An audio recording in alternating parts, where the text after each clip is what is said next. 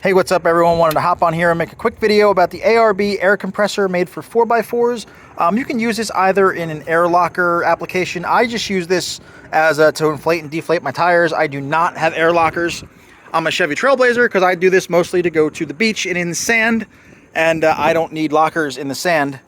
I need air to go in and out of my tires. So I actually have the accessory set with the air hose and all of the attachments. I'll do another video on that. But right now I want to talk about the compressor. This is actually the second vehicle that this is in. I had it in a Jeep before that. This compressor is about 5 years old and it does not slow down. It has not slowed down at all. It hasn't overheated. And as you can see, this is a normal size battery.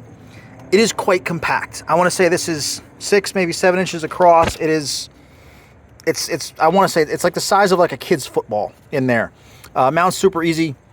There's basically a plate on the bottom of that, and there's four little 10mm bolts that come down, and you can basically, there's a plate that comes with the kit, and then you just clamp it to whatever flat surface you can find.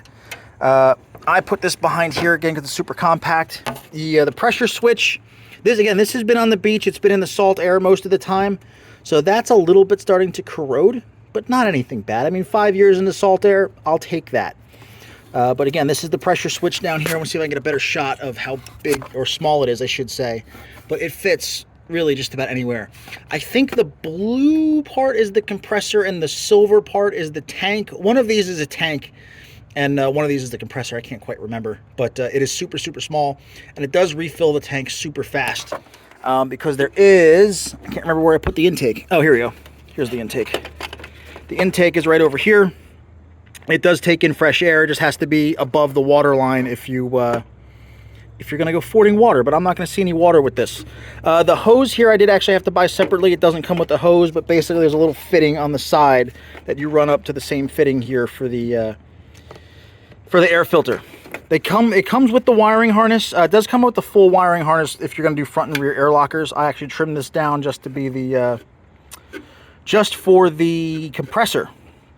Basically what happens is here I wired it around the back, kind of tucked all the wires. It's hard to see, but I wired it into the positive here of the battery, and I grounded it right here. They also give you a nice little relay included, so you don't have to be adding fuses, adding relays.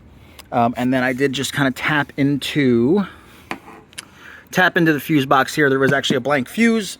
I got a fuse tap, and then I just kind of popped it in. Let me see if I can show you what I did. All right, so here's what we've got here. Never mind that I actually crunched on this once. I might have to actually replace this, but I put this in. It's a basic little fuse tap. Basically, it's the little prongs. I push that into the fuse, and it basically gives me the nice little clean wiring connection to go into the harness.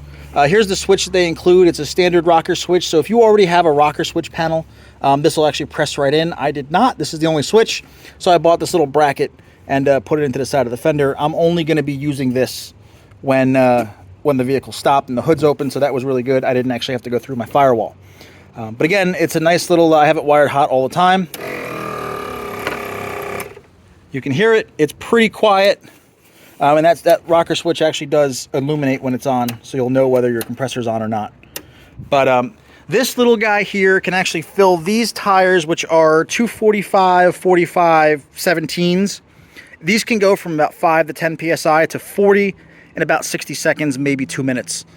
Again, just depending upon how close to 5 or 10 they are. That little thing, I'm shocked at how much air that throws into those tires.